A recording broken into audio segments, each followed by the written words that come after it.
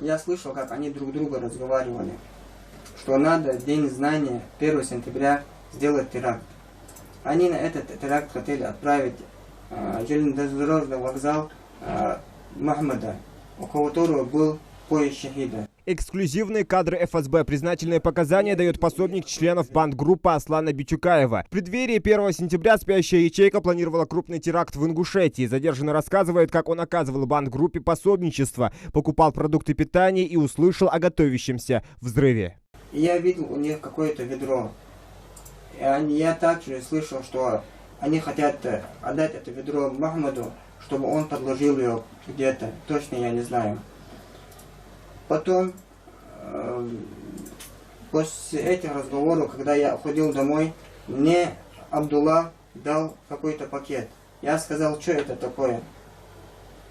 И посмотрел туда. Там, похоже, были на взрывчатые вещества. Он мне сказал, отнеси домой, если спрячь их, когда нужно будет, я тебе скажу. А это уже кадр со спецоперации, которую сотрудники ФСБ провели в начале прошлого месяца. Дом, в котором по полученной информации скрывается бандгруппа Аслана Битюкаева, оцепили. На предложение сдаться двое боевиков открыли огонь. Один из преступников привел в действие самодельное взрывное устройство и совершил самоподрыв. В результате ответного огня бандиты были уничтожены. На месте силовики обнаружили пистолеты отечественного и иностранного производства, патроны, флаг запрещенной в России террористической организации ИГИЛ, религиозную литературу, взрывные устройства и инструкции по их изготовлению. Преступников позже опознали. Это оказались Юсуп Бунгуев, 90-го года рождения, так называемый эмиссар, находившийся в международном и федеральном розыске. Он же главарь одной из бандгрупп, подчиненной Битюкаеву, финансировал и проводил вербовку новичков в ряды запрещенной террористической организации «Имарат Кавказ». И Хусен Гадамаури, 88-го года рождения. Он находился в федеральном розыске, активный участник бандгруппы Битюкаева. А спустя несколько дней, 17 августа, в ходе КТО в Сунжинском районе были обнаружены бандиты, причастные к нападению на сотрудников правопорядка. Преступники отказались сдаться. Началась перестрелка, в ходе которой двое бандитов были нейтрализованы. По оперативным данным, это были находящиеся в федеральном розыске Исал Алахоев и Шарип Салдаев. На месте силовики обнаружили пистолет, автомат, значительное количество боеприпасов и элементы самодельного взрывного устройства. Еще одну спецоперацию провели 23 августа в селении Троицкое. Оперативниками были получены данные о возможном нахождении членов бандгруппы Битюкаева в одном из домов. При требовании сдаться бандиты открыли огонь по силовикам. Насколько ожесточенным было сопротивление, можно судить по обстрелянной машине правоохранителей. В результате ответного огня были ликвидированы трое преступников. Ими оказались Саралиев Магомед Русланович, 95-го года рождения, Аслангирей Магомед Салиханович Гадаборша, 88-го года рождения, и Ибрагим Даудович Лалахоев, 86-го года рождения. По информации спецслужб, нейтрализованные члены бандформирования планировали на территории региона серию терактов, предотвратить которые удалось благодаря успешным и своевременным действиям сотрудников ФСБ. Те, кто переступил черту мира, сейчас глубоко об этом сожалеют и призывают молодежь не поддаваться громким речам чужих людей, которые идут вразрез с родительским словом. Чтобы они не слушались тех людей, которых не надо слушаться. Чтобы они их не заманили, чтобы делать, чтобы они им не рассказывали, чтобы за какую религию им надо страдать. Чтобы они слушали своих родителей, чтобы они не попадали таким же образом, как и я, как и другие люди. Клянусь Аллахом, когда вы попадете уже сюда, когда уже...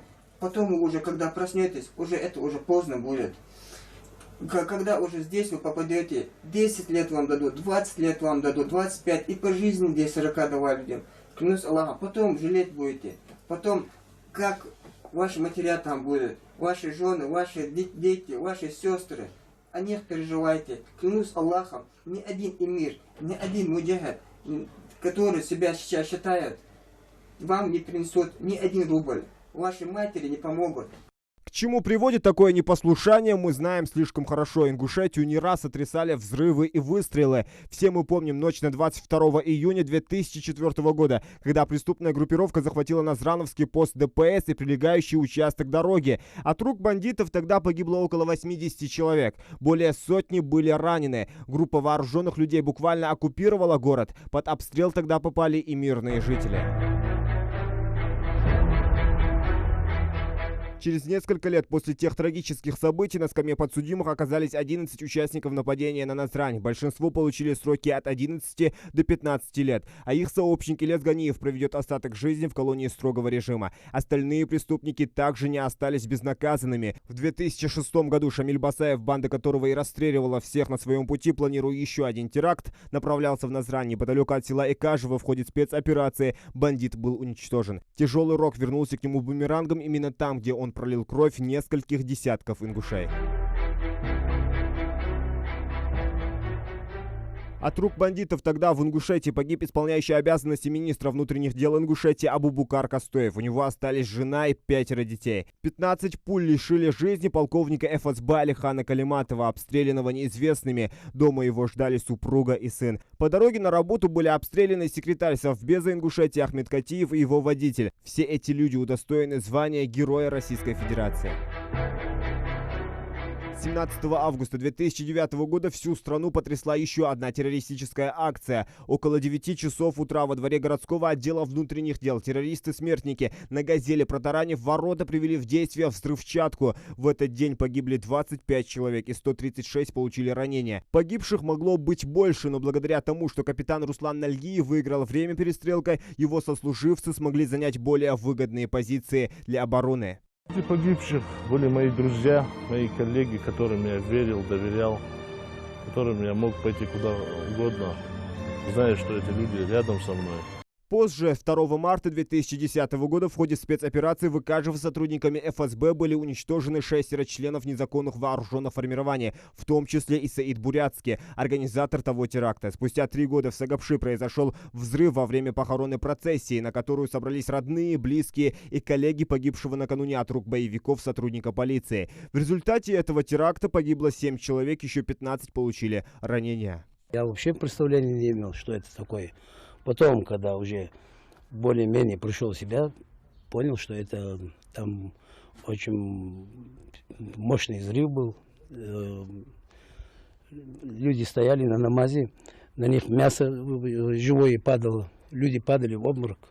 В ходе спецоперации по обезвреживанию террориста-смертника пострадал и Абукар Костоев. Преступник собирался взорвать начиненный взрывчаткой автомобиль в Сунжинском районе. Костоев, пытаясь защитить товарищей, получил ранение и позже удостоен звания Героя России. Это 6-7 метров от этой машины. Эта машина была от меня. Я его потребовал, чтобы он вышел.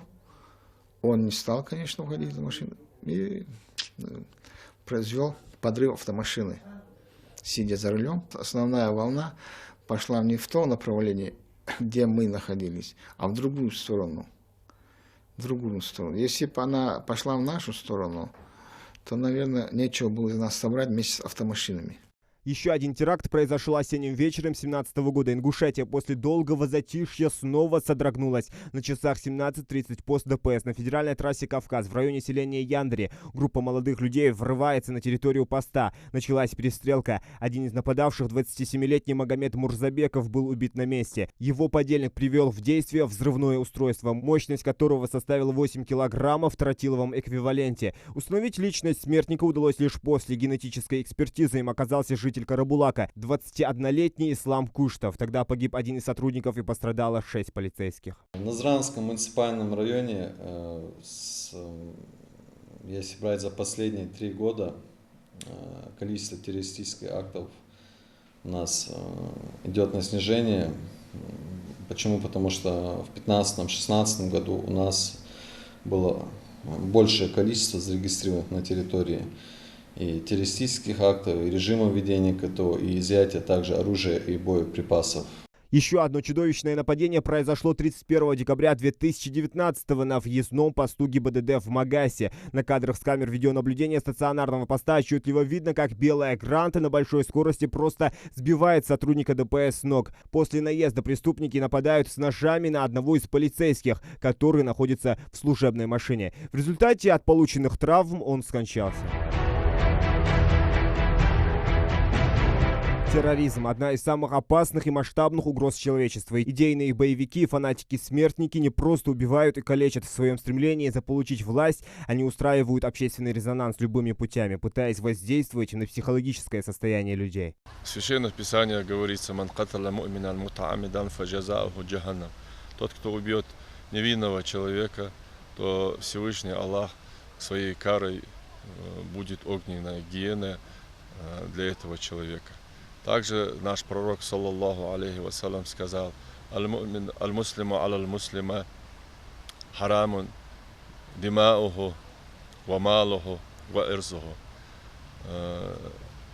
Для мусульманина является запретным кровь другого мусульманина, его имущество и его честь. Когда время не лечит невосполнимые потери, сотни убитых и раненых, терроризму нет оправдания. Поэтому наша главная задача — объединить все усилия, чтобы противостоять этому злу. Это прекрасно понимает и молодежь региона.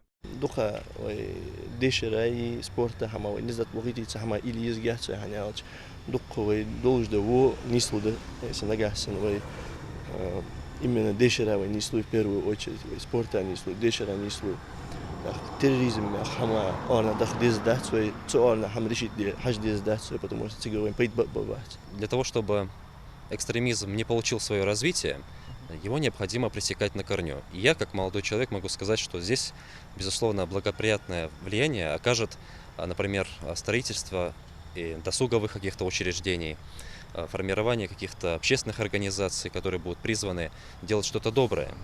Потому что экстремизм — это не путь, по которому можно добиться справедливости. И по большому счету экстремизм отрицает как таковой компромисс в обществе. Угроза сохраняется, тем не менее большинство преступлений пресекаются еще на стадии планирования. День солидарности в борьбе с терроризмом — это еще один повод вспомнить тех, кто умер от рук бандитов.